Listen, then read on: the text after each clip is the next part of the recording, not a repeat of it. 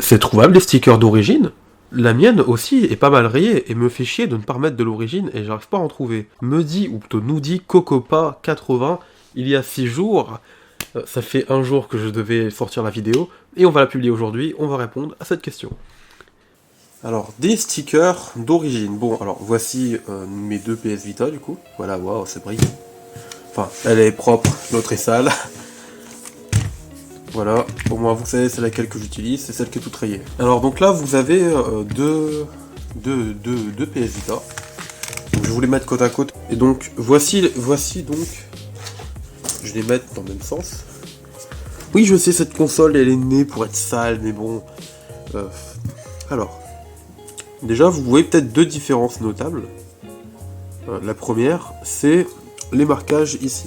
Ici vous avez le marquage CE et là le poubelle barrée qu'une barre en dessous, là vous avez pas tout ça. Ça ne veut pas dire que ce n'est pas un d'origine, ça veut dire que c'est un modèle différent. C'est-à-dire, ce modèle-là est un modèle certainement américain, faut voir la région par rapport aux derniers chiffres. Et ça c'est un modèle européen. Généralement le modèle européen il termine par un 4. Ici il y a un espace, je vais vous montrer de près du coup.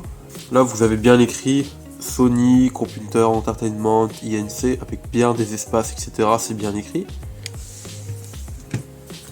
Ici, si vous regardez, il y a un espace là, mais il n'y a pas d'espace ici, en fait.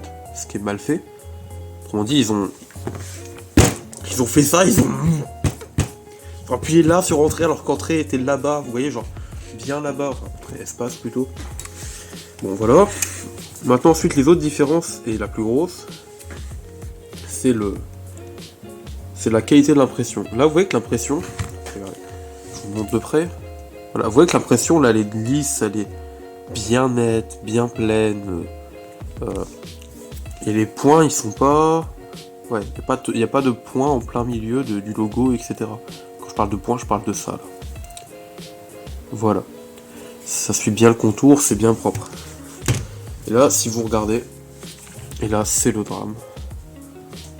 Voilà, il y a des points là dans le logo qui font des petites bosses, et c'est mal détouré.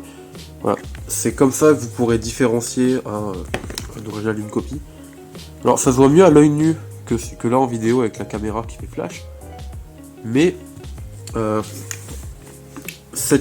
la grille à l'arrière là, elle est plus sombre que ici, donc ça aussi c'est un signe. Et d'ailleurs, je peux même aller plus loin. Ça se voyait sur l'annonce AliExpress. Autrement dit, avant même de l'acheter, je pouvais savoir si c'était un vrai ou faux. Donc voilà Cocopa 80. Pour répondre à ta question, voilà comment on peut différencier un back cover d'origine. Au niveau du toucher, ils sont assez similaires, hein, je tiens à préciser. Voilà, c'est toutes les différences que moi j'ai remarquées et que tu peux remarquer avant d'acheter une PS Vita ou juste acheter un sticker. Après, si t'as vraiment espoir de trouver un sticker d'origine, bah, ou du moins aussi identique à l'original, je te souhaite beaucoup de courage, parce que ça doit pas être une pièce détachée que Sony devait vendre en masse, quoi. Allez, salut!